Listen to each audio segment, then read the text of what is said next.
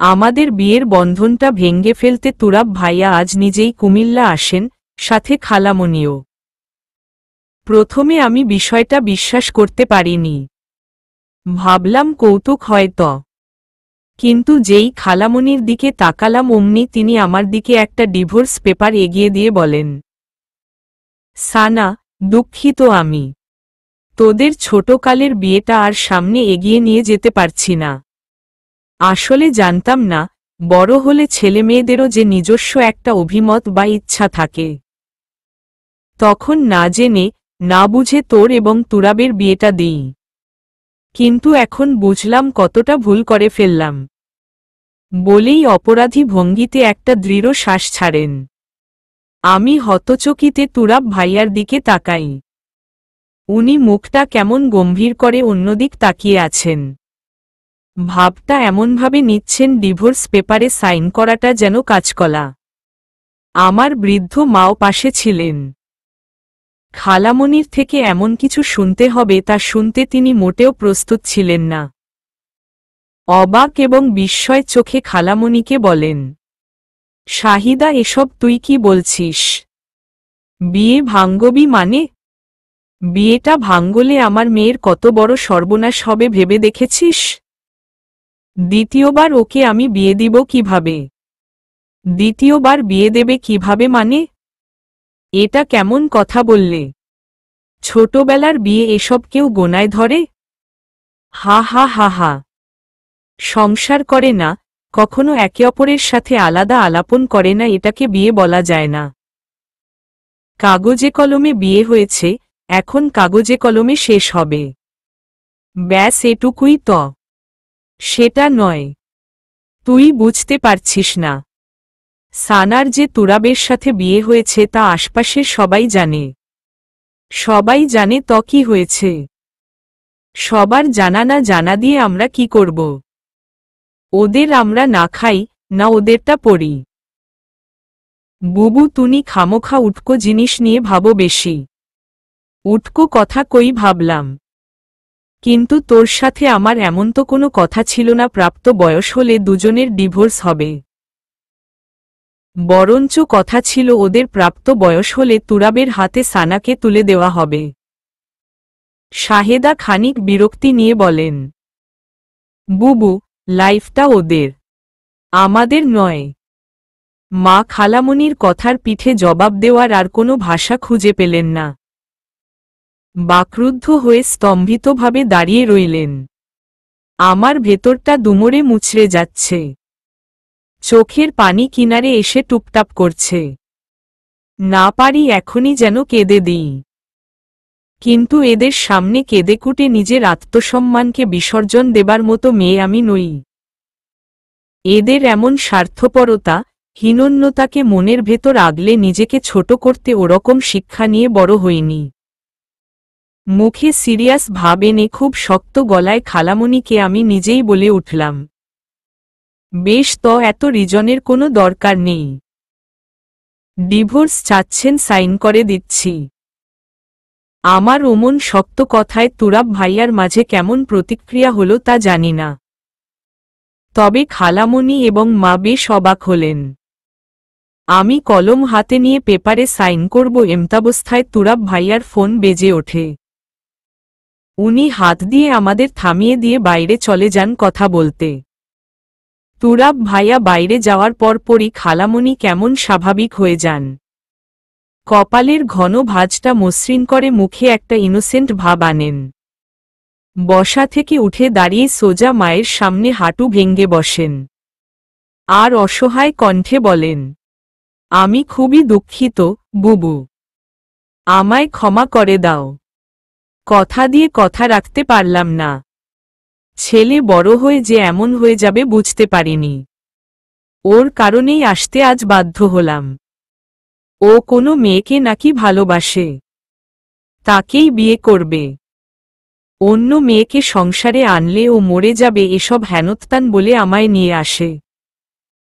খালামণি পুরো কথা শেষ করতে পারেননি, তার আগেই তুরাব ভাইয়া ভেতরে চলে আসেন। খালামণি তড়িঘড়ি চোখের পানি মুছে নিয়ে আবার নিজের জায়গায় গিয়ে বসেন। ভাইয়া এসেই হতাশ গলায় বলেন, মা, একটা সমস্যা হয়ে গেছে। কি? চাচিমা মাত্র কল করে বললেন রাতুল চাচা স্ট্রোক করেছেন। খালামণি বসা থেকে দাঁড়িয়ে যান। চোখমুখে আতঙ্কের গ্লানি স্ফুটিত হয়। হঠাৎ এমন একটা খবর শুনতে হবে তিনি তার জন্যে মোটেও প্রস্তুত ছিলেন না। উৎকণ্ঠা নিয়ে তুরাব ভাইয়াকে বলেন, কখন, কোথায়? ভাইজান এখন কোথায় আছেন তা জানি না, তবে চাচিমা শুধু এটুকুই বললেন এখন চাচা ঢাকা ল্যাব এইড হাসপাতালে। আমরা তাড়াতাড়ি ঢাকায় যেতাম। তাড়াতাড়ি? তাহলে দাঁড়িয়ে আছিস কেন, তাড়াতাড়ি চল।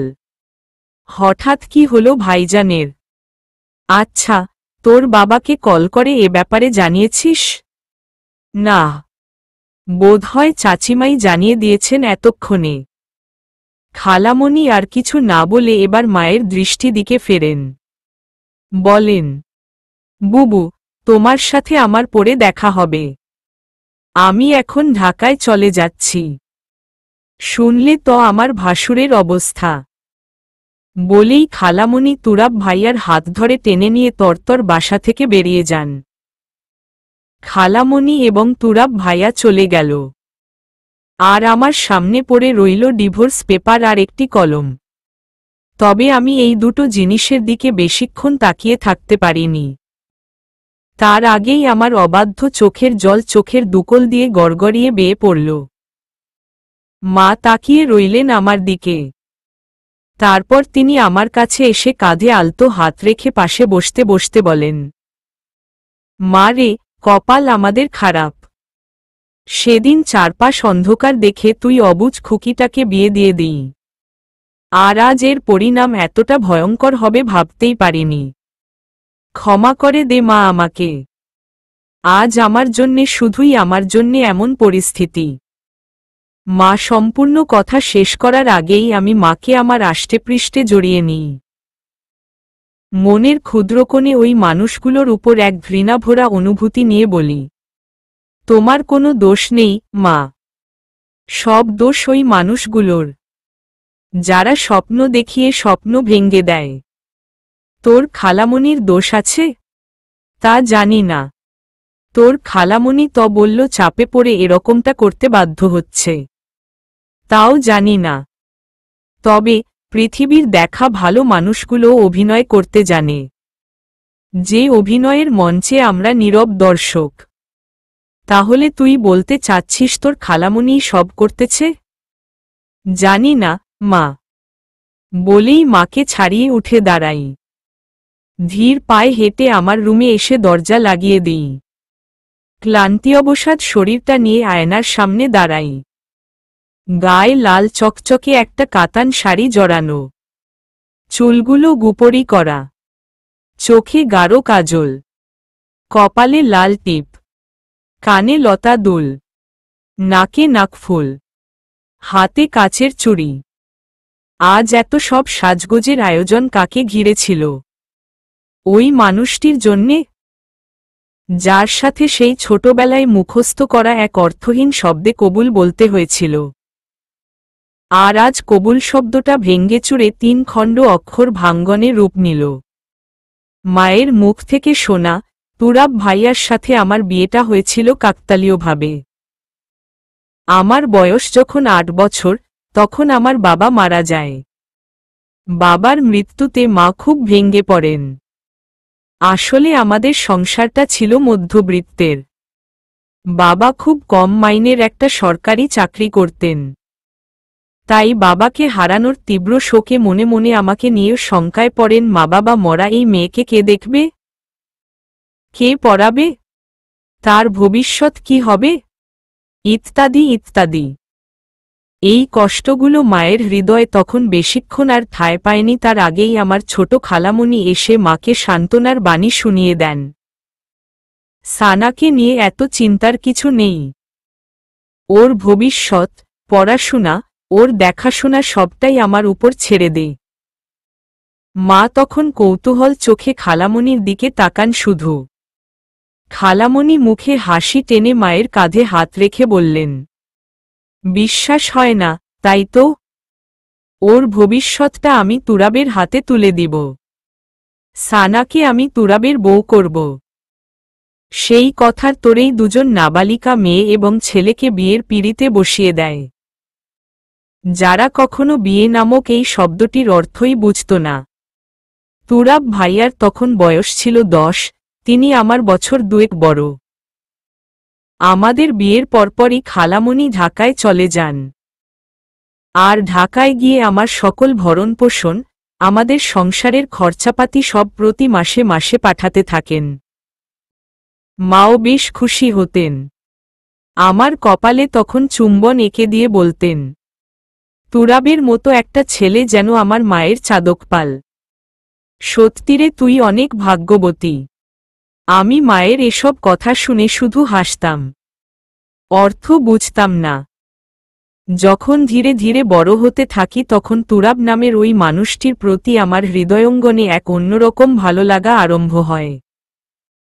যাকে কখনো ভালোভাবে দেখিনি, জানিনি এমন সূক্ষ্ম অনুভূতিগুলো কেন আলোছায়া বুনত তা জানতাম না। তবে মায়ের ভাষ্যমতে মনোজগতে ওই মানুষটির সবকিছু মনে মনে কল্পনা করে নিতাম। মানুষটি খুব ভালো হাসতে জানে, কথা বলতে জানে, আদর করতে জানে, ইত্যাদি ইত্যাদি। একদিন তো ওই মানুষটির হাসার জগৎ কল্পনা করে আমি নিজেই অধমুখ করে হেসে ফেলি। মা আমার হাসির শব্দ শুনে দৌড়ে রুমে এসে বললেন, কেন হাসছিস সানা? আমি লজ্জায় লাল হয়ে যাই। উত্তর করতে পারিনি। আজ এতটা বছর কেটে গেল। বড় হওয়ার পর আজ এই প্রথম মানুষটিকে সচোখে দেখতে পেলাম। দীর্ঘকায় দেহের সুদর্শন এক পুরুষ। ছোটবেলায় দেখতে কেমন ছিল ঠিক খেয়াল নেই, তবে এখন সুন্দরের তুলনা আমার এই ছোটাক্ষরের মুখে অযৌক্তিক। পরপর আজ 3 দিন কেটে গেল। তুরাব ভাইয়া এবং খালামণি উনারা কেউই আর আমাদের সাথে যোগাযোগ করেনি। আমরাও যেচে গিয়ে যোগাযোগ করার চেষ্টা করিনি। ডিভোর্স পেপারটা সাইনবিহীন ঘরের এক কোণের আলমারির উপর পড়ে আছে, ছুঁয়ে পর্যন্ত দেখিনি। তবে আমার অনুপস্থিতিতে মা সেখানে যেয়ে পেপারটা নেড়েচেড়ে দেখেন এবং সেটি বুকে চেপে ঢুকরে ঢুকরে খুব কাঁদেন। আমি দরজার আড়াল থেকে দাঁড়িয়ে নীরবে মায়ের কষ্টগুলো অনুভব করি। কিছু চাইলেও বলতে পারি না। আজ দুপুরে আলনার জামাকাপড়গুলো গোছাচ্ছিলাম। এমতাবস্থায় মা আমার রুমে আসেন। আমার দিকে খানিক তাকিয়ে দীর্ঘশ্বাস ছাড়েন। তারপর ধীর পায়ে হেঁটে যেয়ে বিছানার উপর বসেন। অত্যন্ত কাতর গলায় বলেন, সানা, কিছুদিন পর এসে যদি তোর খালামণি বলে তুরাব ডিভোর্স চাচ্ছে না, তখন ব্যাপারটা কতই না খুশির হবে, তাই না? আমি হাতের কাজ থামিয়ে মায়ের দিকে ফিরে তাকাই। মায়ের চোখমুখ কিঞ্চিত আশাতে এখনো চকচক করছে। আশার এক বিন্দুও রেশ নেই, অথচ বুকে এখনো কত আশা পুষে রেখেছেন। মুহূর্তে চোখ দুটো আমার ভিজে আসে। মনের অপার্থিব ব্যথাগুলোর টাল সামলে অন্তগোপনে একটা ঢোক গেলি। মাকে জবাব দেওয়ার মতো কোনো ভাষা খুঁজে পাইনি। মা আমার জবাবের অপেক্ষা না করে নিজ মনে আবার বিড়বিড় করে বলেন, আমার মেয়ে কি দেখতে খারাপ? আমার মেয়ে কি অশিক্ষিত? আমার মেয়ে কি চরিত্রহীন? তুরাব রে, আমার মেয়েরে চিনলি না? কথাগুলো ছিল অত্যন্ত বেদনা ভরা অভিমানের। তারপর খানিক চুপ থেকে বিছানা ছেড়ে উঠে দাঁড়ান। আমার দিকে ফিরে বলেন, টেবিলে খাবার বেড়ে রেখেছি, খেতে আয়। আমি আলতো মাথা নেড়ে হ্যাবোধক জবাব দিই। মা কুরকুর পায়ে হেঁটে চলে যান। এতক্ষণে চেপে রাখা চোখের জল এবার ঝোড়ো ঝোড়ো করে পড়তে থাকে। খুব কষ্ট হচ্ছে আমার, একটা চাপা কষ্ট। যে কষ্টের মাত্রা মায়ের ক্লান্তি মুখখানা দিকে তাকালে আরও বেড়ে যায়। রাতে শুতে যাব, এমন সময় মোবাইল বেজে ওঠে। আমি বিছানা থেকে নেমে ওয়ার্ড্রব থেকে মোবাইলটা নিই। স্ক্রিনের দিকে চোখ রাখতেই আমার ভেতরটা ধরফর করে ওঠে। আমি ক্ষণিক সময়ের জন্যে চোখ বুজে আনি। তারপর আলতো চোখের পাতা খুলে নিয়ে সন্তর্পণে পায়ে মাকে গিয়ে মোবাইলটা দিই। মা ফোন হাতে নিয়ে আমার দিকে জিজ্ঞাসূচকে তাকাতেই আমি মৃদু গলায় বললাম, ছোট খালামণি কল করেছেন, বলেই বাইরে চলে আসি। মায়ের সাথে ছোট খালামণির কি কথা হলো তা জানি না, তবে তা আর বেশিক্ষণ সময় মায়ের মুখে থাকেনি। পরদিন সকালে নাস্তার টেবিলে বসতেই মা ছোট খালামণির প্রসঙ্গ তুলেন। বলেন, শাহিদা বলল ও নাকি ভীষণ চাপে আছে, ওর ভাসুরের শরীর অতটা ভালো যাচ্ছে না, কি একটা অপারেশন করিয়েছে, তার উপর ছোট মেয়ে লিনার সমাপনী পরীক্ষা, কুমিল্লায় আসতে তাদের আরও 2 সপ্তাহ খানেক দেরি হবে। ওহ, ছোট অক্ষরে জবাব প্রদান করে আবার খাবারে মনোযোগ দিই। মা আরও কিছু বলতে চাইলেন, চোখমুখে দ্বিধা, তাই বলতে যেও পারছেন না। আমি না দেখলেও মনের গভীরে অনুভব করতে পেরেছি। তাই মাথা তুলে তাকিয়ে মাকে বললাম, আর কিছু বলবে মা? মানে সমস্যা নেই, বলো। ভাবলাম তোর খালামণিকে যদি বলতাম তুরাবকে একটু বুঝাতে, দেখতে তুরাব ফিডব্যাক। মা সম্পূর্ণ কথা শেষ করতে পারেনি, তার আগেই আমি মাকে হাত দিয়ে থামিয়ে দিই। রাগভরা চোখ নিয়ে বলি, আমি তো আগেই বললাম, অন্যের তুচ্ছতার থেকেও আমার আত্মসম্মান অনেক বড়। আমি আরও খুশি হব ডিভোর্সটা হয়ে গেলে। আমি তো এখন অপেক্ষায় আছি উনারা কবে আসবেন আর আমি সাইন করে দিব। প্লিজ দ্বিতীয়বার এ কথা না বলো, তাহলে আমি খুব ভালো থাকব। মা আর আমার এই কথার পিঠে জবাব দিলেন না, শুধু ক্ষীণ একটা নিঃশ্বাস ফেললেন। নাস্তা শেষ করে আমি রুমে ঢুকতেই আমার বান্ধবী টোয়া আমাদের বাসায় আসে। সে আমার দিকে একটি বিজ্ঞাপন পেপার এগিয়ে দিয়ে আনন্দিত গলায় বলে ওঠে, সানা রে, একটা খুশির সংবাদ আছে। কি? এই দেখ, জবের বিজ্ঞাপন। দেশের নামকরা এগোরা কোম্পানিতে মোটিভেটর পদে লোক নিয়োগ দিচ্ছে। স্যালারি প্রথম দিকে 40,000, পরে তোর দক্ষতা, যোগ্যতা, অভিজ্ঞতায় স্যালারি আরও বাড়বে। কত বড় একটা সুযোগ! এমন সুযোগ হাতছাড়া করব না। চল আমরা কদিন ট্রেনিং করে কোম্পানিতে ইন্টারভিউ দিয়ে আসি। কপাল থাকলে যদি হয়ে যায় তাহলে আলহামদুলিল্লাহ। আমি কৌতূহলী হয়ে টোয়ার থেকে পেপারটি হাতে নিই। বিজ্ঞাপনের সবগুলো লেখা খুঁটিয়ে খুঁটিয়ে দেখি। একটা লেখা দেখে কিছুটা ইতস্তত বোধ করি। বলি, এটা তো ঢাকায়? হ্যাঁ, ঢাকায়ই তো। এত দূর কিভাবে সম্ভব? টোয়া আমার কথা শুনে খিলখিল হেসে দেয়। হাসি থামিয়ে তারপর বলল, কুমিল্লা থেকে ঢাকা অল্পের পথ। এই টুকুর যাত্রায় তুই এতটাই ইতস্তত? তা না, ব্যাপার হলো আমার যদি ওখানে জবটা হয়ে যায় তাহলে মাকে এখানে রেখে ওখানে কিভাবে সম্ভব? টোয়া এবার আরও হট্ট হাসিতে ফেটে পড়ে। হাসি টেনে টেনে বলল, ভাবতাম তুই সুশীতল, সহজ সরল মেয়ে, কিন্তু অত্যধিক সহজ সরল যে গাধার হাড্ডিসার জানতাম না। টোয়া কথায় আমি ওর দিকে রাগি রাগি মুখে তাকাতেই ও আমার মাথায় একটা চাটি মেরে বলল, দূর পাগলি, মজা করলাম। এর জন্যে রাগতে হয়? আন্টিকে নিয়ে চিন্তা কিসের? ওখানে যদি ভালোভাবে সেটেল হস তাহলে আন্টিকে তোর সাথেই রাখবি, ব্যাস ঝামেলা মিটমাট। ঠিক বলেছিস। তো এখন ডিসিশন? আমি মায়ের সাথে কথা বলেই তোকে রাতে জানাচ্ছি। তাড়াতাড়ি কর। দেখেছিস তো ইন্টারভিউ ডেটটা একদম হাতে গোনা। বিকেলের দিকে মাকে জবের ব্যাপারটা বলি। ঢাকা বিধায় মা প্রথমে যেতে দিতে রাজি হননি। অনেক আকুতি মিনতি, অনুপ্রেরণামূলক বাণী শোনার পর রাজি হয়। মা রাজি হওয়াতে আমি জীবনে নতুন একটা টার্নিং পয়েন্ট খুঁজে পাই। আমি নিজের পায়ে দাঁড়ালে ওই মানুষগুলোর নিছক মনোভাবের জবাব ফিরিয়ে দিতে পারব। সমাজের ছোট শ্রেণীর মানুষেরও যে মূল্য আছে তা বুঝিয়ে দিব। অর্থালোভই পৃথিবীর সব সুখ এনে দিতে পারে না তার প্রমাণ দেখিয়ে দিব। কত কত স্বপ্ন ইয়া আল্লাহ পূরণ করো।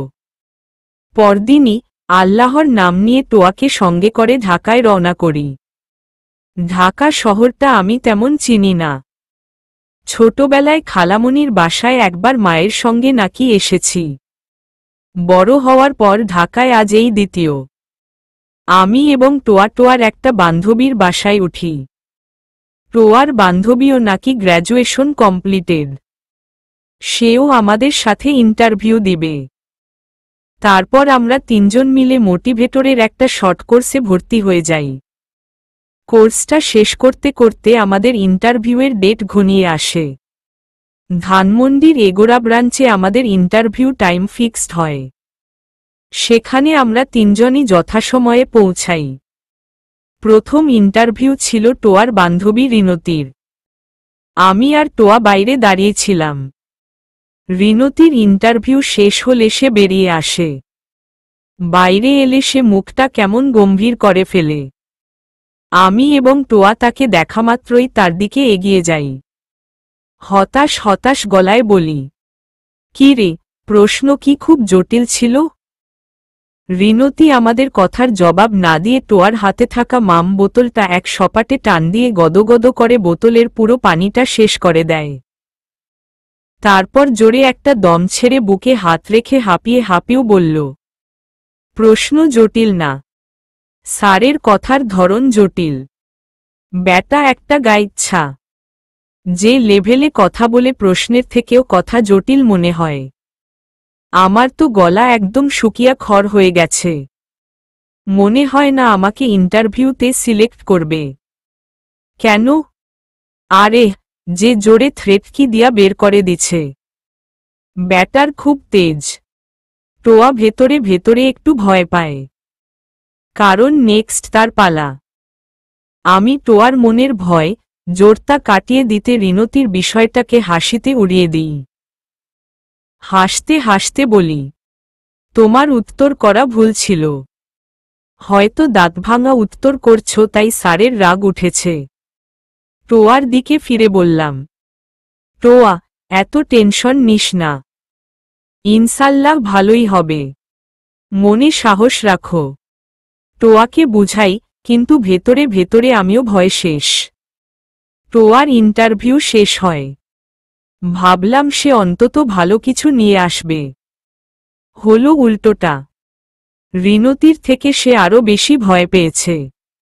এবার আমার মনের কোণে জমিয়ে রাখা সব আত্মবিশ্বাস তুলার মতো উড়ে যেতে থাকলে।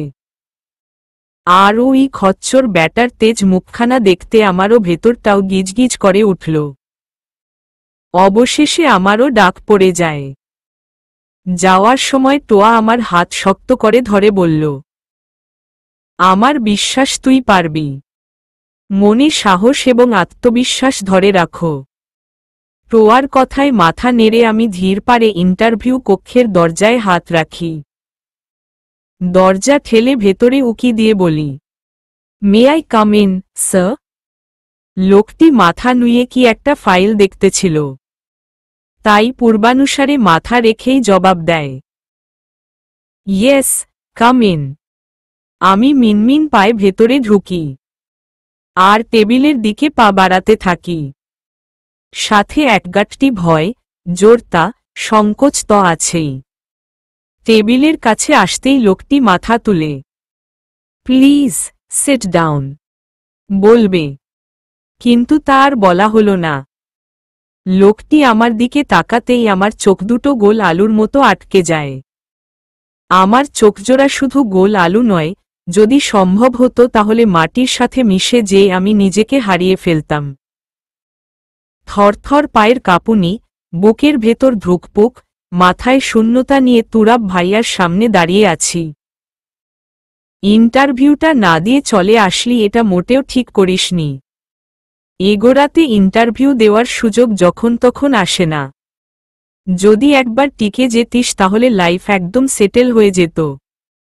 কি করলি তুই এটা? উফ অফ বলেই টোয়ার আগে কপাল চাপড়াতে থাকে। আজ এগোরা কোম্পানিতে মোটিভেটর পদে আমার যে ইন্টারভিউটা ছিল ওটা আমি দিইনি। ওই তুরাব নামের লোকটির সামনে থেকে তখনই চলে আসি।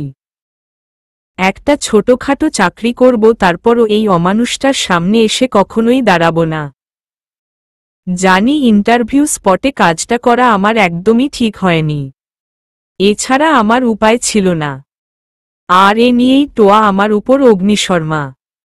আমি টোয়ার কাঁধে হাত রেখে নরম গলায় বললাম, কোম্পানিতে আমি জব করব না। টোয়া চোখ বড় করে আমার দিকে তাকায়, গম্ভীর মুখ করে বলল, তাহলে সরকারি চাকরি করবি? আরে সরকারি চাকরি করতে হলে লাখ লাখ টাকা ঘুষ আর পেছনে মামা খালুরা থাকা লাগে, আমাদের তাও নাই। আমি খানিক হেসে বললাম, পৃথিবীতে কোনো কিছুই অসম্ভব নয়, নিজের ইচ্ছে আর চেষ্টা থাকলে সবই সম্ভব। তাহলে আজ ইন্টারভিউয়ের সময় তোর সেই ইচ্ছে আর চেষ্টা কই ছিল? ভয় তো ইন্টারভিউটা না দিয়েই চলে আসলি। বলাটা খুবই সহজ, কিন্তু করাটা তার চেয়েও কঠিন। টোয়ার এহেন কথায় আমি জোরপূর্বক হাসার চেষ্টা করলাম, তবে উত্তর দেবার মতো শব্দ খুঁজে পাইনি। আমার চুপ থাকা দেখে টোয়া অভিমানী বিলাপে ফোন কেটে আবার বলল, তোকে আবার এসব বলছি কেন? তোর স্বামী আছে, স্বামীর বড় চাকরি আছে, কদিন পর স্বামীর বাড়ি উঠলে আর চাকরির করা লাগবে না। যত সমস্যা তো আমার। বাড়িতে অসুস্থ বাবা আছে এবং ছোট বোন, তাদের দেখাশোনা করতে একটা চাকরি আমার খুবই দরকার। বলেই টোয়া একটা আক্ষেপ নিঃশ্বাস ছাড়ে। আমি ছলছল চোখে তার দিকে তাকিয়ে থাকি। চাহনিটা একদম নিষ্পাপ, নিষ্পলক, নিঃস্বার্থ। মুখ না বললে এই চোখজোড়া ঠিকই বলছে, টোয়া আমার অবস্থাও তোরই মতো। হয়তো সামনে ফকফকে সাদা আকাশ আর ভেতরে ক্ষয়িষ্ণু কালো মেঘ। আমারও যে একটা চাকরি খুবই দরকার। ভাবনার মাঝেই টোয়া টপকে বলে উঠল, আচ্ছা, আমাকে একটা কথা বলতো, ইদানিং তোর এত চাকরি প্রয়োজন হলো কেন? কদিন পর স্বামীর ঘরে যাবি। তুরাব নাকি যেন তোর স্বামীর নাম, শুনলাম সেই ভালো বেতনের চাকরি করে। টোয়ার এহেন কথায় আমার ভেতরটাই মুচড়ে ওঠে। তুরাবের সাথে আমার যে ঝামেলা সত্যটা আর টোয়া জানে না। ভেবেই নিজেকে যথেষ্ট আগলে স্বাভাবিকভাবে জবাব দিই, পুরুষের পাশাপাশি মেয়েরাও স্বাবলম্বী হলে ভুল কি? বরঞ্চ প্রতি মাসে মাসে আর পুরুষের কাছে টাকার জন্যে নারীর হাত পাততে হয় না। মন্দ বলিসনি। আচ্ছা, একটা কাজ করতে পারিস। কি কাজ? ভ্রু কুচকে। তোর স্বামীকে বললেই সে তোকে ভালো একটা চাকরি দিয়ে দিবে। আর চাকরির জন্যে এত দৌড়াতে হবে না। এবার আমার মস্তিষ্ক নড়েচড়ে উঠে। রাগে পুরো মাথা ঝি ঝি করতে থাকে। সেই প্রথম থেকে মুখে একই কথা, তোর স্বামী, তোর স্বামী। আরে বাবা, ও আমার কিসের স্বামী? ও আমার কোনে স্বামী নয়। কিন্তু টোয়াকে এসব আর বলা যাবে না। এতদিন যে মুখে যার গুণগান শুনতে শুনতে কানঠাসা হয়ে যেত, এখন সেই মুখে তার ব্যাপারে ওমন খাপোছাড়া কথা শুনলে বিষয়টা বেমানান দেখাবে। হাজারো প্রশ্ন, হাজারো কারণ, হাজার কিছু জানতে চাইবে। কিন্তু এই ভারাক্রান্ত মনে ওসব কথার উত্তর কি দিতে পারবো আমি? মোটেও নয়। বরং কষ্টটা আরও দ্বিগুণ হবে। এখন কিছুতেই কষ্ট পেতে চাচ্ছি না আমি। ভালো থাকতে চাচ্ছি, খুব ভালো। আমি বললাম, অন্যের দায়ধারে চাকরি নিতে গেলে পরে খোটার ভাগিদার হওয়া লাগে। ওমা, এটা আমার কেমন কথা বললি? নিজের স্বামীর থেকে খোটা শোনার সময় একটা রোমান্টিক ব্যাপারও আছে। ইয়ার চোখ টিপে, প্লিজ একটু চুপ কর। এসব কথা শুনতে আমার একদম ভালো লাগছে না। অন্য কিছু বল। আচ্ছা বল, অন্য কিছু কি? আকাশের নাম্বারটা তোর কাছে আছে? বা আইডিতে তোর সাথে অ্যাড আছে? কোনো আকাশ রে? আমাদের কলেজে সায়েন্স গ্রুপের স্টুডেন্ট ছিল। ভুলে গেলি? ও হ্যাঁ হ্যাঁ, মনে পড়ছে। সে তো এখন অনেক বড় একজন মেডিসিন ডাক্তার। জানি। তোর প্রতি বেচারির সেই কি ভালোবাসা ছিল। তুই তো স্বামী আছে বলে বলে বেচারিকে পাত্তাই দিলি না। হা হা হা হা। তা আজ হঠাৎ প্রাক্তনের কথা মনে পড়ল কেন? ব্যাপার কি? ও আমার কোনো জন্মের প্রাক্তন রে। এক্কেরে দেয়ালের সাথে গারমু তোরে, হারামি। হা হা হা হা। মজা করলাম। আচ্ছা শোন, নাম্বার নেই, তবে আইডিতে অ্যাড আছে। মেসেজ দে একটা তাহলে। টোয়া মুখটা থুবড়ে ফোনের স্ক্রিন আমার সামনে তুলে ধরে বলল, দেখ ওরে কতবার মেসেজ দিলাম। অ্যান্সার তো দূরে থাক, সিনই করেনি। ডাক্তার হইয়া এখন ভাব দেখায়।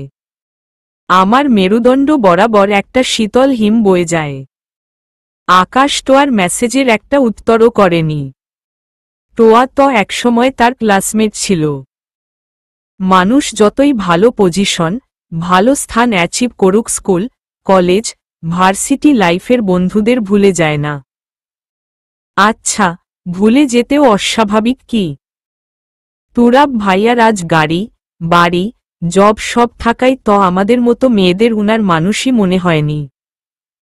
হয়তো আকাশেরও সেরকম পরিবর্তন হয়েছে। তবে সত্যিই কি আকাশ অনেক পরিবর্তন হয়ে গেছে? বিশ্বাস হয় না। কিছুক্ষণ মাথার ভেতর এ ধরনের ভাবনা কুটকুট করতে থাকে। পরক্ষণে টোয়ার হাত চাপড়ে ফোনটা আমি হাতে নিই। টোয়া হা হয়ে আমার দিকে তাকিয়ে থাকে। আকাশের মেসেজ বক্সের উপর নীল বিন্দুটা টুপটাপ করছে। তার মানে সে এখন লাইনেই আছে। আমি টুপ করে একটা মেসেজ পাঠিয়ে দিই। হ্যালো আকাশ, আমি সানা বলছি। ব্যস্ত না থাকলে কলটা রিসিভ করতে আশা করি অত্যুক্তি হবি না। সেন্ড করে দিয়ে ফোন হাতে বসে থাকি। অপেক্ষা করি ফিডব্যাক পেতে। 1 মিনিট, 10 মিনিট, 1 ঘন্টা কেটে গেল, তারপরও আকাশের থেকে ফিডব্যাক এলো না। আমার মনটা আচমকা খারাপ হয়ে গেল। খারাপ হওয়ার কারণ নেই, অথচ খারাপ হয়ে গেল। তারপর নিরিবিলি বারান্দার চেয়ারে অনেকক্ষণ বসে থাকি আর সন্ধেমাখা আবছা আধারের শহরটা দেখি। রাস্তার এপাশে ওপাশে নিয়ন আলো জ্বালিয়ে দেওয়া হয়েছে, কিন্তু দিনের মলিন আলোয় এখনো সেই আলোগুলো ফুটে ওঠেনি। জনমানুষ কুটকুট পায়ে ফুটপাত দিয়ে যাচ্ছে আসছে। গাড়িগুলো হর্ন বেজে বেজে একে অন্যকে পাশ কেটে ছুটে যাচ্ছে। কিছুক্ষণ এভাবে থাকার পর টোয়া এসে আমার সামনে দাঁড়ায়। তার ফোনটা এগিয়ে দিয়ে বলল, আকাশ কল করেছে। মুহূর্তে কেনজানি আমি মনের অজান্তে হেসে দিই। টোয়ার থেকে ফোনটা নিয়ে আকাশের কল রিসিভ করি। রিসিভ হতেই ওপাশ থেকে আকাশ বলে উঠল, সানা, আমি খুবই ব্যস্ত ছিলাম রে, তাই তোর মেসেজ সিন করতে পারিনি। হঠাৎ কি করে আমার কথা তোর মনে পড়ল? আচ্ছা, কোথায় তুই এখন? ঢাকায়। কাল দেখা করতে পারবি আমার সাথে? কোথায়? তুই এখন আছিস কোথায়? ফার্মগেট। আচ্ছা, আমি কাল ফার্মগেট আসছি। আচ্ছা, তাহলে রাখলাম। সব কথা কাল বলবো। কিছুক্ষণ পর আবার রোগী দেখতে হবে। মাত্র একটু ব্রেক পেলাম, তাই এর ফাঁকে তোর সাথে কথা বলার সুযোগ পেলাম। ধন্যবাদ সানা, আমি খুবই খুশি হয়েছি তুই কল দিয়েছিস। আচ্ছা, রাখো। কাল কথা হবে। Bye, take care. Take care. কলটা রেখেই গোল গোল চোখে টোয়ার দিকে তাকায়। চেয়ার থেকে দাঁড়িয়ে টোয়ার মাথায় একটা চাটি মেরে বললাম, কি রে, আকাশ নাকি ভাবের জম? এখন দেখলি তো, আমাদের সাথে ভাব নেওয়াটা স্বাভাবিক। তোর সাথে কেন নিবে? কারণ তোকে তো একসময় বেচারি ভালোবাসত মানলাম, কিন্তু মেসেজ সিন করল কেন? আইডিটা তো তোর, আমার নয়। টোয়া এ কথার আর জবাব দিতে পারেনি। কাচুমাচু দেয় একটা। আমি হেসে ফেলি। বললাম, কারো ব্যাপারে ভালোভাবে না জেনে কিছু আন্দাজ করা ঠিক না। সে এবার কথার পিঠে জবাব না দিয়ে পারেনি। বলল, হইছে হইছে, কালই দেখবি। কথায় তো আর ভাব বুঝা যায় না, বুঝা যায় মানুষের ভাবভঙ্গিতে। পরদিন সকালে আমার আকাশের সাথে ফার্মগেট ক্যাফেটেরিয়াতে দেখা হয়। সাথে টোয়া এবং রিনতিও ছিল। আকাশকে আমি প্রথম দেখায় চিনতে পারিনি। আগ থেকে কেমন লম্বা, সুন্দর, সুস্থ সবল দীর্ঘকায় দেহের এক পুরুষের অধিকারী হয়ে গেছে। কলেজে থাকতে পোলাপানরা ওকে দেখলে পাতলু ভাই বলে খেপাত, অথচ এখন দেখে মনে হলো ওরা তার তখন ভুল বর্ণনা করেছিল। টোয়া তো দেখামাত্রই বলে ফেলল, কিরে বিলাই, আগের থেকে এতটা সুন্দর হয়ে গেলিকা?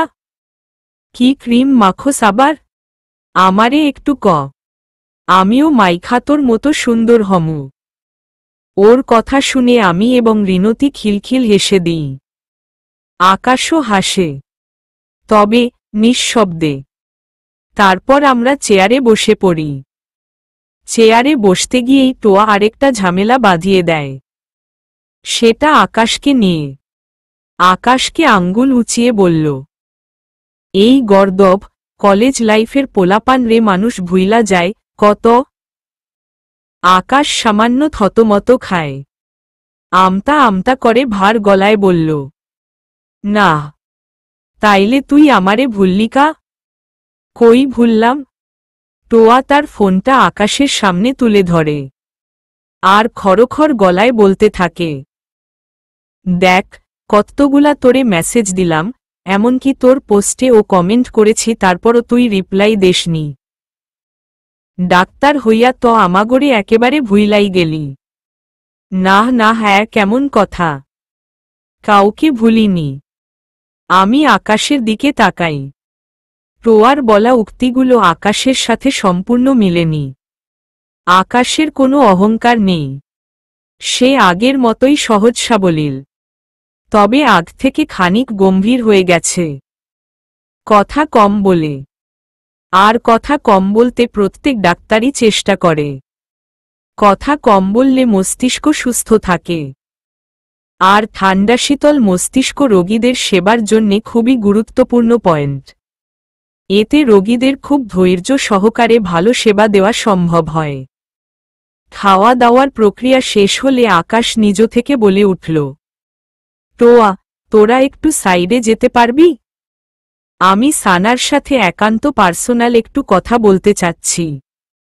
পার্সোনাল কথা, এই দুটো শব্দ শোনার সাথে সাথে আমার ভেতরটা জমে আসে। এই দুটো শব্দ যেন আমার অতি চিরল পরিচিত শব্দ। এই দুটো শব্দে মিশে আছে আমার কত কলেজ লাইফের স্মৃতি। কলেজে থাকতেও আকাশ সবার মাঝখানে আমাকে দেখলে সবাইকে উদ্দেশ্য করে বলে উঠত, এই তোরা একটু সর না, আমি সানার সাথে একটু কথা বলবো। তারা কেউ সরত না, উল্টো উপহাস করে বলত, অন্যের বউয়ের সাথে আলাদা কিসের কথা, হু? যা বলবি সামনাসামনি বলবি, আমরাও একটু শুনব। আমরা কেউই এখান থেকে সরব না। তখন আকাশ লজ্জা পেয়ে চলে যেত, আর আমার সাথে পার্সোনাল কথা বলা হয়ে উঠত না। অথচ আজ এতটা বছর পর সেই একই আবদার। অবশ্য টোয়া এবং রিনতি কোনে প্রতিক্রিয়া দেখাল না। তারা দুজন খানিক দূরে গিয়ে বসল। ওরা দূরে বসতেই আকাশ আমার দিকে ক্ষীণ চোখে তাকাল। সিরিয়াস মুড করে বলল, হঠাৎ কি ভেবে এতগুলো বছর পর তোর আমার কথা মনে পড়ল? আমি তো ভাবলাম আমাকে ভুলেই গিয়েছিস। আরে না, ভুলবো কেন? ক্লাসমেটদের কেউ ভুলে নাকি? আকাশ হেসে ফেলে বলল, খুশি হলাম। এই বেহায়ার কথা যে মনে রেখেছিস। বেহায়া? আকাশ চুপ হয়ে যায়। প্রসঙ্গে পাল্টে বলল, বাই দ্য ওয়ে তোর হাজবেন্ড কেমন আছে?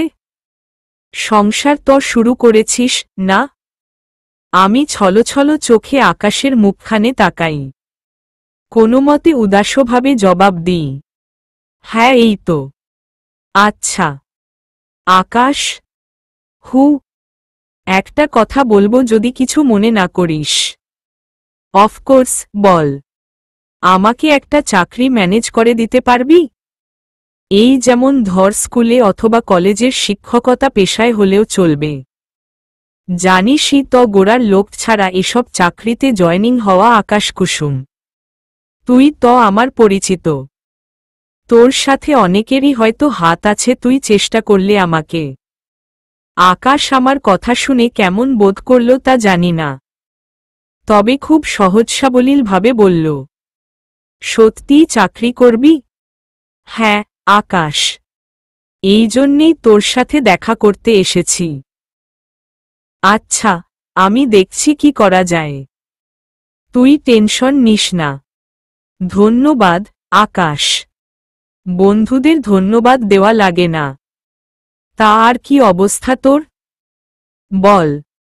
তারপর আকাশের সাথে অনেক কথা হয়। কলেজ নিয়ে, ব্যাচমেটদের দুষ্টমি নিয়ে, আরে অনেক কিছু। এত শত কথা বলার ফাঁকে আকাশ আমায় একটিবারও জিজ্ঞেস করেনি হঠাৎ আমার চাকরির প্রয়োজন কেন।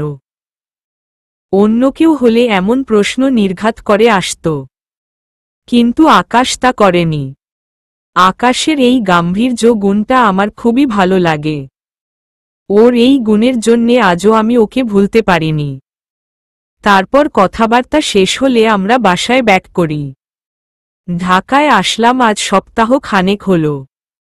এর মাঝে মায়ের সাথে আমার তেমন ভালোভাবে কথা বলা হয়ে ওঠেনি। মায়ের হাতে যে ছোট্ট একটা বাটন ফোন ছিল, ওটার অর্ধাংশই অকেজো। ওখান থেকে রিসিভিং হলেও শব্দ এখানে কিছুটা শোনা যায়, আবার যায় না। ওখানে মাকে দেখাশোনার মতো তেমন কেউ নেই। এ নিয়ে একটু বেশিই পেরেশানি। তাই বাসায় শীঘ্রই ব্যাক করতে সিদ্ধান্ত নিই। ভাবলাম আজ বিকেলেই রওনা করে দিব। কিন্তু তার আগেই আকাশ কল করে আবদার করে বসল, আগামীকাল সকালে তার সাথে যে করেই হোক আর একটিবার দেখা করে যেতে। ঢাকায় পড়ে আবার কবে আসা হবে না হবে তার কোনো ঠায় ঠিকানা নেই। তাই আকাশের আবদারে তেমন প্রতিক্রিয়া দেখায়নি। রাজি হয়ে যাই। ওর সাথে দেখা করেই কাল দুপুরের পর কুমিল্লায় রওনা করব ভেবে মনস্থির করি। সন্ধে হয়। চারদিকে আবছা অন্ধকার নেমে আসে। আমি, টোয়া এবং রিনতি বেলকনির বেতের চেয়ারে বসে আয়েশ করে চা খাচ্ছি। চা খাওয়ার মাঝেই টোয়া ফোন কাটে। ছপছপ গলায় বলল, কি মণিমুগ্ধকর এক সন্ধে। মৃদু বাতাস, আবছা আধার, সাথে এক কাপ চা। কেমন বোধ হচ্ছে তোদের? রিনতি তেমন উৎসাহ দেখালো না। সে তার মতো চা খাচ্ছে। আমি উৎসুক না হয়ে পারিনি। নতুন পরিবেশ মানুষকে কৌতূহলী করবে এমন অস্বাভাবিক কিছু নয়। আমি কৌতূহলী চোখে টোয়ার দিকে তাকিয়ে বললাম, আমার তো সেই ফিলিংস হচ্ছে। ইচ্ছে তো হয় এখনই বাইরে গিয়ে একটু ঘুরে আসি। ঘুরে আসিয়ে দুখানা শব্দ অবচেতন টোয়ার কানের মাঝ বরাবর গিয়ে বাজতেই সে তরহর বলল, তাহলে এখনই ঘুরে আসি, চল। আমি এবং রিনতি টোয়ার দিকে ধাঁধা চোখে তাকাই। ভাবলাম কৌতুক করে বলেছে হয়তো। কিন্তু পরক্ষণে আমাদের ধাঁধানো চোখকে আরও অবাক করে দিয়ে সে বলল, আমি রেডি হচ্ছি, তোরাও রেডি হয়ে নে। আজ মনভরে সন্ধ্যের শহর দেখব। আমি প্রথমে খানিক অবাক হলেও পরে সিরিয়াসলি বললাম, সত্যি বের হবি? হুম, সত্যি। এই মুহূর্তে বাইরে বের হওয়াটা রিনতি মেনে নিতে পারেনি। সন্ধ্যের পর ঢাকা শহরে বের হওয়া প্রতিটি মেয়ের জন্যেই রিস্কি। আড়ালে আবরালে হিংস্র জানোয়াররা ওত পেতে থাকে, আর সুযোগ পেলেই খুবলে ধরে। সেখানে ঘুরতে বের হবে? ইম্পসিবল। ভেবেই রিনতি টকবক করে বলে উঠল। এই অবেলায়? ইম্পসিবল।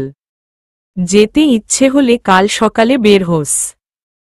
ঘোরার জন্যে একটা স্বাচ্ছন্দ্যকর পরিবেশ লাগে, যেটা এই মুহূর্তে আছে। সন্ধ্যের পর ফুটপাতগুলোতে বখাটের ঢোল নামে।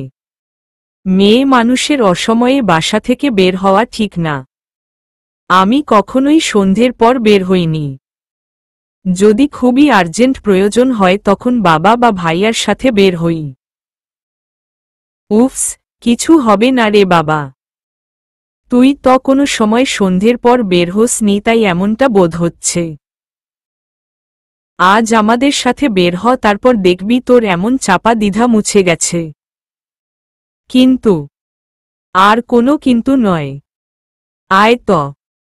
রিনতি কথার সাথে আর পেরে উঠতে পারেনি। এক প্রকারে বাধ্য হয়েই আমাদের সাথে বের হয়। আমি একটা ঘ্রি কালার গাউন পরে মাথায় ওড়না জড়িয়ে নিই। টোয়া সেমিসিল্ক 3 পিস। আর রিনতি টপসের সাথে বর্ষর একটা ওড়না গায়ে ছড়িয়ে নেয়। বাসা থেকে 2-4 পা সামনে বাড়াতেই রিনতি সপাট করে বলে উঠল, আচ্ছা, শুন না, আমরা একটু শ্যামলীতে যাই। আমার কিছু কেনাকাটা করতে হবে। কদিন পর মামাতো ভাইয়ার বিয়ে। আমি এবং টোয়া একে অপরের মুখের দিকে তাকাই। টোয়া কথার ফোন কেটে চোয়াল শক্ত করে বলল, কিছুক্ষণ আগে নিচে বের হবি না বলেই দুহাত লাফ দিয়েছিস, এখন শ্যামলীতেও যাবি? তেমন কিছু নয়। বাইরে আসলাম, একবারে কেনাকাটাও করে নিব। তাছাড়া তোরা তো আছিস, চয়েজ করতে সমস্যা হবে না। It's okay. No problem. আমরা যাব। সাথে ঘোরা হবে এবং চেনাও হবে। টোয়া মিনমিন করে বলল, রাতের বেলা কিছুই বুঝবি না, শুধু গাড়িগুলার ফ্ল্যাশ দেখবি। তা কি হয়েছে? গাড়ির ফ্ল্যাশ আলোতেও যদি কিছুটিছু চিনি। আমার কথা শুনে রিনতি খিলখিল হেসে দেয়। টোয়াও। তারপর আমরা তিনজনে একটা বাসে উঠি। বাসে উঠে আবার আরেক ঝামেলায় পড়ি। বাসের সবগুলো সিটে মানুষের ছড়াছড়ি। বসার একফালি জায়গা নেই। তাদের সবার দৃষ্টি এখন আমাদের দিকে। কিভাবে ড্যাবড্যাব চোখে তাকিয়ে আছে। এই মুহূর্তে রিনতির উপর আমার প্রচণ্ড রাগ হয়। শ্যামলীতে না গেলে তো এমন একটা পরিস্থিতিতে পড়তে হতো না। আমি মাথাটা টোয়ার কানের দিকে এগিয়ে বললাম, টোয়া, চল আমরা নেমে যাই। এভাবে দাঁড়িয়ে থাকতে আমার কেমন যেন লাগছে। দেখ, সবাই আমাদের দিকে কিভাবে তাকিয়ে আছে। কিভাবে বের হব? আমাদের সামনে আস্তে আস্তে মানুষ ভর্তি হচ্ছে।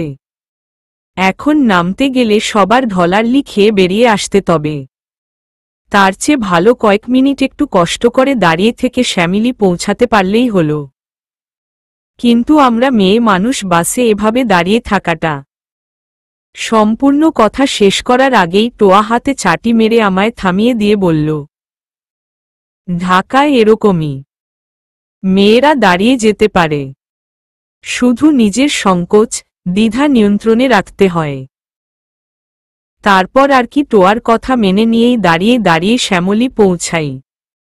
আমাদের মার্কেটে আসতে 7:30 বেজে যায়। আমি মার্কেটটা দেখে অনেক চমকিত হই। পুরো মার্কেট জুড়েই যেন একটা আভিজাত্যের ছোঁয়া লেগে আছে। হরেক রকম দামি দামি জামাকাপড়, অর্নামেন্ট, জুতো, কসমেটিক্স পুরো মার্কেটের রন্ধ্রে রন্ধ্রে সাজানো। আবার এগুলোর দামও চড়া। বিত্তবান লোকজন যে এখানে মার্কেট করতে আসে তা আমি অনেকটা আন্দাজ করতে পেরেছি। রিনতি পুরো মার্কেটে ঘুরতে ঘুরতে অতঃপর একটা জামা চুজ করে। জামাটা আয়নার সামনে নিয়ে দাঁড়িয়ে নিজেকে দেখতে থাকে রিনতি। দেখতে দেখতে আমায় বলল, দেখো তো সানা, কেমন লাগছে আমাকে? অনেক সুন্দর। তোমার গায়ের রঙের সাথে জামার রঙও বেশ মানিয়েছে। ধন্যবাদ। তারপর জামাটা প্যাকিং করার পর ক্যাশে গিয়ে রিনতি টাকা জমা করে আসে। আমরা শপটা থেকে বেরিয়ে একটা অর্নামেন্ট দোকানে ঢুকি। অর্নামেন্টগুলো খুবই সুন্দর। একজোড়া কানের দুল আর ব্যাসলেট দেখে আমার চোখ ঝলসে ওঠে। কি সুন্দর মুক্তার মতো চিকচিক করছে দুল এবং ব্যাসলেটের কারু খচিত কাজগুলো। কারো নজরে পড়লে তা থেকে চোখ সরাতে কষ্ট হবে। মনে মনে একটা লোভাতুর বোধ থাকবেই। খুব উৎসুক হয়ে যাই দাম জানতে। তবে ভেতরে ভেতরে কিছুটা সংকোচ বোধ করি দামটা জিজ্ঞেস করার পর জিনিসগুলো যদি না কিনতে পারি তাহলে বিষয়টা খুবই খারাপ দেখাবে না। তারপরও অবাধ্য মনকে সায় দিতে পারি না। ফস করে বলে উঠলাম, এই যে ভাইয়া, এই জোড়া কানের দুল এবং ব্যাসলেটের দাম কত হবে? জি ম্যাম, দুল ৫,০০০ টাকা আর ব্রেসলেট ২,৫০০। দিব? থতমত খেয়ে বসি। এত টাকা এই মুহূর্তে আমার কাছে নেই। বললাম, মানে ভাইয়া, এখন এত টাকা নিয়ে আসিনি, আবার আসলে কিনে নিব। বলেই রিনতি এবং টোয়াকে তাগাদা দিয়ে বেরিয়ে আসতে। রিনতির কি নাকি চুড়ি কিনা লাগবে, তাই সে টোয়াকে নিয়ে চুড়ি চুজ করছে। আমি বেমানানের মতো দোকানের শেষ প্রান্তের কর্নারে এসে দাঁড়িয়ে থাকি। কিছুক্ষণ এভাবে কেটে যাওয়ার পর অতঃপর রিনতির চুড়ি চুজ হয়। চুড়ি কিনে ক্যাশ করে দিয়ে বেরিয়ে আসে। আমরা শপিং মলের মেইন ফটকে আসতেই হঠাৎ ঝড়ের গতির মতো আকাশ কোথা থেকে এসে আমাদের সামনে উপস্থিত হয়। আমি চমকে ভ্রু যুগল কুঁচকে ফেলি। বললাম, আকাশ, তুই? তোর সাথে তকাল দেখা করার কথা আমার। তোকে দেখতে ইচ্ছে হয়েছিল তাই হাসপাতাল থেকে সোজা এখানে চলে আসলাম। বলেই আকাশ হাসার চেষ্টা করে। সাথে টোয়াও হাসছে। ওর হাসির মাঝে কিছু লুকানো লুকানো ভাব চলে আসছে। সে আকাশকে এখানে কল দিয়ে আনে নাই তো? না হলে আকাশ তো জানার কথা নয় আমি এখানে আসছি। ভাবনার মাঝেই টোয়া টপকে বলে উঠল, সারপ্রাইজটা কেমন ছিল রে? আমি রাগ রাগ চোখে ওর দিকে তাকাই। রাগে ফুঁসতে ফুঁসতে আমার নাকের ঢগা ফুলে ওঠে। ইচ্ছে হয় ওর নাকটা এক সপাটে ফাটিয়ে রক্ত ঝরিয়ে দিই। কি দরকার ছিল এমন পাকনামি করার? আর না জানিয়ে অন্য আরেকজনকে হয়রানি করার। আমার রাগ এবং চুপ থাকা দেখে আকাশ হেসে দিয়ে বলল, ওর ওপর রাগিস না, ওর কোনো দোষ নেই। আমি তোর খবর নিতে ওর আইডিতে নক করি। তারপর জানতে পারলাম তোরা শ্যামলীতে আছিস। এর মাঝে আমার রোগী দেখাও শেষ হয়ে যায়। তাই ভাবলাম এই ফ্রি সময়ে তোর সাথে একফোর দেখা করে আসি। তবে আসবো যে একথা আমি টোয়াকে জানাইনি।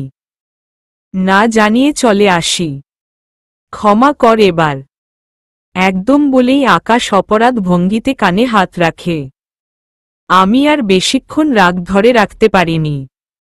ঠোঁট ছড়িয়ে হেসে দিই। আমার হাসির মাঝেই আকাশ আবার বলল, সানা এখানে একটু দাঁড়া, আমি 2 মিনিটের মধ্যেই আসতেছি। বলেই আকাশ আমাদের পাশ কাটিয়ে মার্কেটের ভেতরে ঢুকে যায়। কিছুক্ষণ পর আবার ফিরে এসে বলল, আচ্ছা, এবার চল। মার্কেট থেকে বেরিয়ে আকাশ আমাদের একটা রেস্টুরেন্টে নিয়ে যায়। সেখানে সে আমাদের ডিনারের অফার করে। আমি প্রথমে নাখোশ করে ওর এক প্রকার জোড়াজুড়িতে ডিনারটা করতে বাধ্য হই। ডিনার করা শেষ হলে আমরা বাইরে বেরিয়ে আসি। তারপর আকাশ সামনে থেকে 2টো রিকশা ঠিক করে বাসায় পৌঁছে দিতে। একটায় রিনতি এবং টোয়া উঠে, অন্যটায় আমি এবং আকাশ। পাশাপাশি রিকশায় চড়ে আমি এবং আকাশ চলতেছি। এর মাঝে আকাশ আমার সাথে একফোঁটাও কথা বলেনি। যদিও বার কয়েক রিকশাওয়ালাকে কোনো পথ দিয়ে যেতে, একটু আস্তে চালাতে এমন দিকনির্দেশনা দিয়েছে। যখন রিকশা বাসার সামনে এসে থামে, নামতে যাব, তখনই আকাশ আমায় পেছনে থেকে মৃদু গলায় ডেকে ওঠে। আমি ঘাড় ঘুরে বললাম, কিছু বলবি আকাশ? আকাশ তার স্নিগ্ধ মুখে ভুবন ভুলানো হাসি ছড়িয়ে দেয়। শান্ত এবং ধীরস্থির গলায় বলল, সানা, তোকে আজ খুব সুন্দর লাগছে। এতটাই সুন্দর লাগছে আমার কল্পনার জগতের বর্ণনাতে শব্দের ঘাটতি বলতে পারিস। আকাশের এহেন কথায় আমার বুকের ভেতরটা টিপটিপ করে ওঠে, সাথে খানিকটা লজ্জা। আকাশ আবার বলল, বাই দ্য ওয়ে, পর নারীর সৌন্দর্যের প্রশংসা করা অবলীলায় নিচু পুরুষ কুলে ঠাঁই পেতে হবে। আর তোর হাতটা একটু দে। আমি শুধু জিজ্ঞাসূচক চোখে আকাশের দিকে তাকাই। গলা দিয়ে শব্দ বের করতে শক্তি পাইনি। আকাশ হেসে বলল, ভয় পাস না, ছুবো না তোকে, জাস্ট এক হাতের তালু মেলে দে। আমি কোনো কিছু না ভেবে অবলীলায় আকাশের সামনে ডান হাতের তালু ছড়িয়ে দিই। আকাশ তার সাদা এপ্রনের পকেট থেকে কি একটা প্যাকিং করা জিনিস আমার হাতে তুলে দিয়ে বলল, ওরা যাতে না জানে, সযত্নে আড়ালে নিয়ে যাস। বলেই আকাশ অপেক্ষা করেনি, টোয়াদের রিকশাওয়ালাকে হাত দিয়ে ইশারা করে মোড় ঘুরাতে। নিজে যেই রিকশায় বসে আছে সেই রিকশাওয়ালাকেও উদ্দেশ্য করে বলল, মামা, রিকশা ঘুরাও। আমি হতভম্বের মতো তাকিয়ে থাকি। টোয়া চৈচিৎকার করে এদিকে এসে বলল, আরে, ভাড়াটা তো অন্তত আমরা দিই আকাশ, এটা কিন্তু ঠিক করছিস না। আকাশ কথাটা এক প্রকারে তুচ্ছ করে আধারের শহরে দুটো রিকশা নিয়ে মিলিয়ে গেল। চলবে।